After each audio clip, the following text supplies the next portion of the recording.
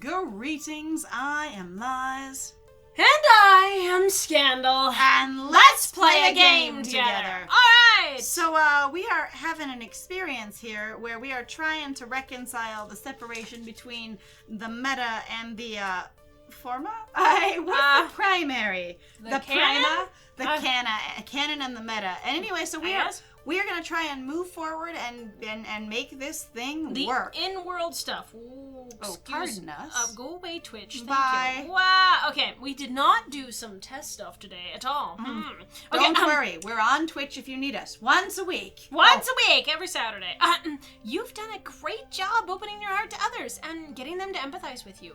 Do that with Sue and she'll be your friend in no time. And if I don't want to take that approach? It's a bit late to change who you are as a person, Lies. I say to you, game, as you tell us that we're a slob 6 chapters in. Yeah, like, dude, that came out of nowhere. That is a bit late, bro. You should not be talking, alright? Bull. I judge you. Remember, my numbers and scores only help me understand who you are. Who you are is who you've chosen to be. It's a causal relationship.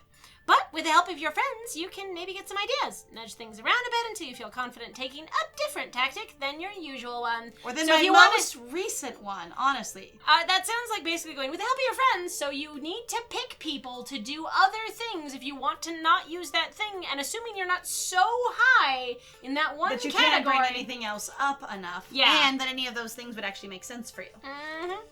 Speaking of your friends, here's one now. Hey. Wakey, wakey, eggs and bakey! You're very cute still. See? Now I'm just hungry. And hurty. I mean, what's up?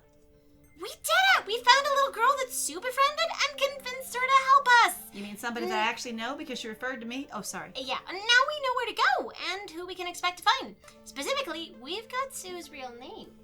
Oh, her name's not Sue? We were looking for something else Specifically, we've got Sue's real name. I'm guessing it's not Sue? Oh, it's Sue. Sue Nami. It is Tsunami. Okay, two things. Now that this is actually confirmed, my friend had a great suspicion, and I appreciate that. One, the name Tsunami, like, crush everything. Good job. But two, who is your mom?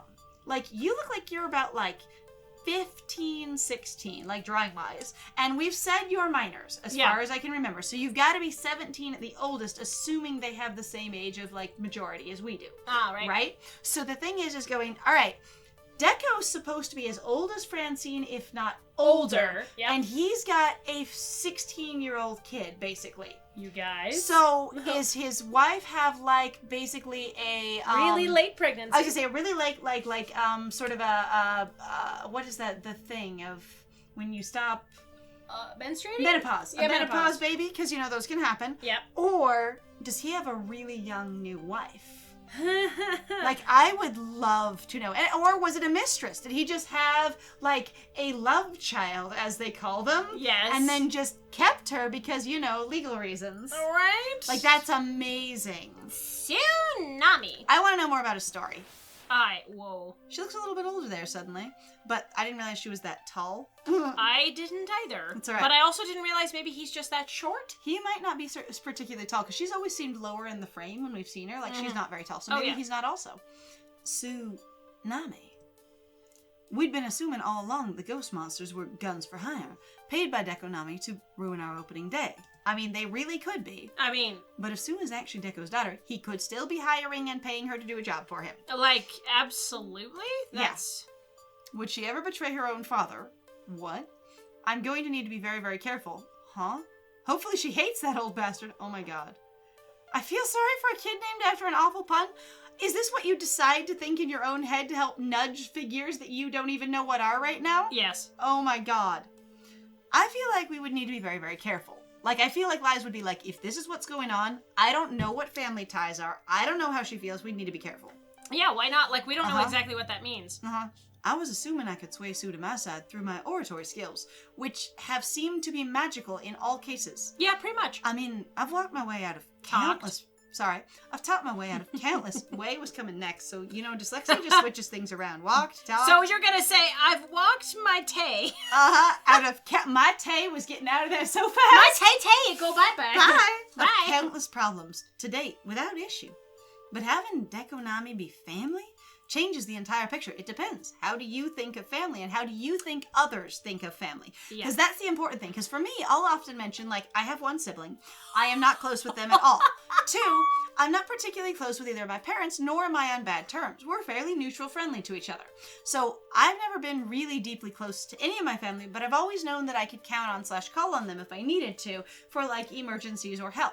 So it's when people go, oh my God, I couldn't survive without my family, I don't really relate, but I do know those people exist. In the same way people going, God, I never speak to my family, I hate them, and I know those people exist. So what kind of relationship are we assuming she has anywhere on that spectrum in between? Oh, Liz is making a huge assumption. No amount of logic and reason is going to break through bonds of blood. That is a huge fucking Because assumption. my dude, my man, my lady, my mix.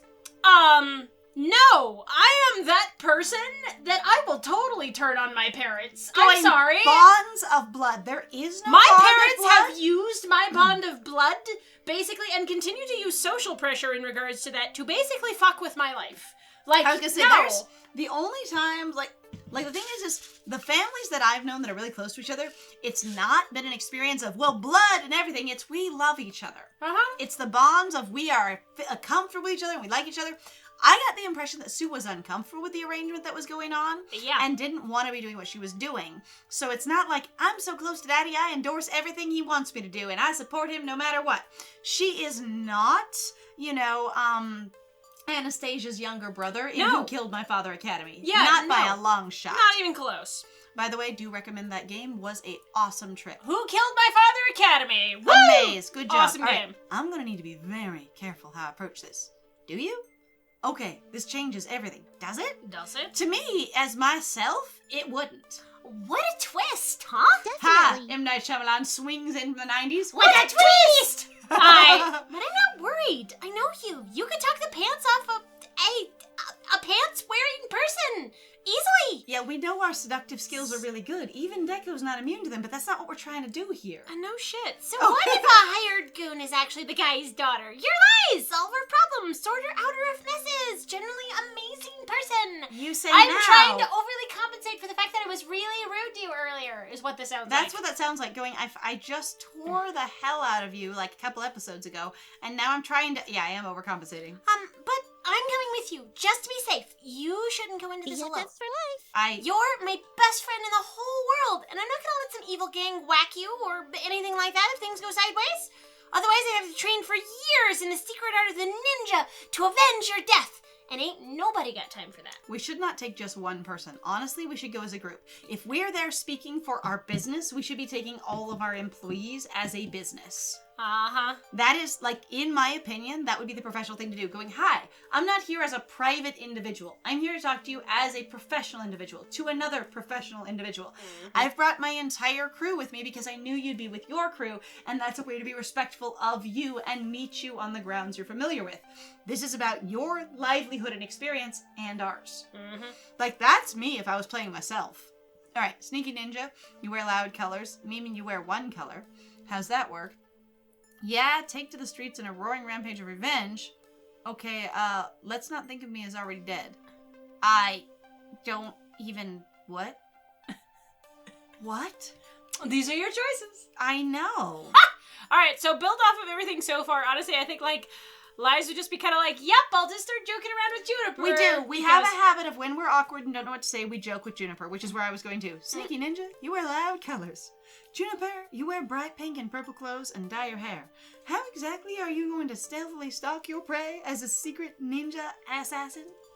If anime has taught me anything, you actually specifically now say anime instead of cartoons. When did you get to anime? What? Okay, game... So, this is one of those things that I've mentioned a few times. It feels like sometimes when they use, when the writers use lines for these characters that are fun or clever, they're not writing them from the individual character perspective, they're just writing them because it sounds cute here. She's never once said anime, even when we've specifically, like, basically said it's a foreign cartoon kind of thing. She just watches cartoons and has been given a cavalier, basically, experience of going, I just watch cartoons. It doesn't matter what they are or where they're from. And so saying that you now are connected to anime feels really unusual, especially since you haven't seemed to spend any time at all with Ashley, so there'd be no change there. Anyway, also, we are specifically having a dig at Naruto here. Because if anime has taught me anything, it's that you can wear clothes the color of marine rescue equipment and still be a ninja. Is marine rescue orange? I believe so. I thought forest. Buoys are orange. Oh. Yeah, they're like orange. And I would blue. really have like forestry service or hunting, you know? The thing is orange is really common. It's It is. really bright and it's really obnoxious, so people use it a lot. So Specifically, marine rescue is interesting choice. Again, a lot of the language in here, when it's thrown in, it's really specific. It doesn't feel like it's part of a character experience anymore. It just sounds like here's clever writing, which then feels like the author is talking rather than each character is talking to me. yeah. It's all in the attitude and the knives and somehow replacing yourself with a log when people attack you. It's a Naruto reference. It's a Naruto reference. There we go. It's not going to come to that, though. We'll be fine. I've got faith in you. You don't want to bring a log with, just in case? So much. You have come too far. Whoa. Gone through too much. Overcome so many troubles. Whoa. There's You're a lot of not coming there. Going to lose everything you've struggled for over this. I never believed in the so-called scandal family curse. And today, we'll prove that I'm right. Whoa. Now she's going to be like I am kind to you and encouraging and supportive and I'm right. Yes. That feels like a weird stance to take, but okay. Still, convincing Sue to flip on her father. I assume that this is even an issue and a concern at all. Okay, so one of the things that frustrates me, and I struggle with it myself too, but I try and go in more neutral. There's an interesting experience where people go, this is the problem. And you're going, that's not actually the problem. That is your perception of what would be wrong if this were you. And the thing is we have no idea who Sue is or what her attachments to her father are at all. And Liza's making suddenly really strong assumptions. On the other hand, Liza's made assumptions a lot, including, again, they received 0 job training and just made all their decisions on their own and never checked in with anybody for anything. Yep. So this is part of that independent teamwork, kind of like independent work as opposed to teamwork of just going, when I decide that's how it is, even though I've done no investigative research or asked questions or anything, and I'm going to come at it from that angle. Which is also a way to kind of like where people call it check your bias, basically, because you don't know what you're assuming. Liz has a hard time with teamwork and has a lot of bias. Yeah. All right, that's going to be tricky. We assume. Right. Iris told me I only get one chance at this, that I need to go with whatever I do best. But if I talk this through with someone, maybe I can learn a different path. So you're allowed to pay into different things with each of these conversations as we talk our way over there. Yep. I'm open to ideas. How would you handle this? She's a kid. You need to live hard and fast and young, too. Play around, boast a bunch, show her you're not some stick in the mud like her old man. Okay, hold on. I have been given this advice several times in work, going, the way you disarm someone is you're just jokey and playful and you try and get down on their casual level, and it is insincere as fuck every time I've done it, because I can't pretend, yeah, I love dogs and beer too. Now let me talk to you about that code you violated. And I have seen other bosses do it, and they look awkward and disingenuous as hell. And the people who respond to them, quote, positively, seem like they're really just paying lip service and going, here's a big-ass, tall, huge dude who's in charge of me, at least 3 pay grades above. And of course I'm not going to be, basically antagonistic to them. And I was going to say, yeah, the big thing that I feel like what managers miss out on, you guys, for all of you who've ever participated in management, people who are lower than you tend to know something's up when you come to talk to them. And leveling with them is a really, really great way to do it. Like, I spent a lot of time with HR in my last job in their training program for basically leadership skills, and also doing a thing called like a Franklin Covey training, which is leadership training. And it was really, really fascinating of going, a lot of people lead from the direction of I'm in charge and you're subordinate, but that's a really outdated way of leading, and it doesn't get buy-in and connectivity from your team. The fact is that your team is your support system. If you were a spider, the leader would be the body who has the eyes over the entire operation, and each individual would be a leg making choices about where to stand and how to move. And so it's like you have to work together, not just boss them around. Yeah. And more like even an octopus, where each one is an independently thinking, moving tool that makes decisions about its own environment. So octopus actually have brain-like structures in each one of their tentacles. So the tentacles decide how to navigate the environment based on the obstacles they run into individually. And the octopus itself just has a primary goal in mind. That's what leadership and teamwork should be like. Yeah. It shouldn't be like, I tell you what to do and you execute it. It's they make decisions because they trust you and they're moving towards the same goal as you. But they're using their brains for it. And it's just like leveling with people and not even leveling with them, just being on the same level is the best, is like one of the coolest ways to approach it. And I've had amazing experiences doing it. But, well, you also might consider keeping her cool. Stay level-headed and let her make the first move. Then you counter her strategy. Defensive. Honestly, play the defensive. Yeah, I could see this either way. I guess it's up to you. What do you think? Does that mean we have like 2 balanced stats, basically? We can outthink Tsunami any day of the week. No, that sounds rude as hell. We can show up Dekonami any day of the week. I mean, we've done that one before. I'm not sure either are the way to go. I don't feel like being aggressive about going, we're just smarter than her and can outthink maneuver around her. That's not treating her like a person. We could show up Dekonami any day of the week is aggressive towards the thing you assume she'll be defensive of, her dad. So we're going back to basic. I'm not sure either are the way to go. I don't know, Juniper. She's got a hell of an ego, far as we can tell from 2 encounters. She honestly didn't seem like she had a crazy ego, except for the second time.